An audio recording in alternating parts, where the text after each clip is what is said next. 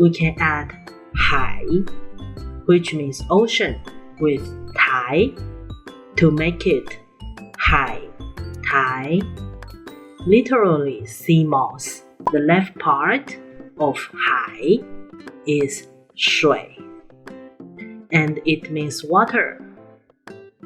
水 is also a commonly used radical and I'll introduce it in my future videos. As we know, 海 ocean relates to 水 without a doubt.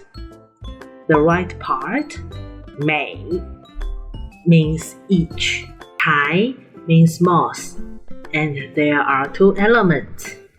The upper part, 草 grass, and the lower part, 台 台 is the phonetic of Thai.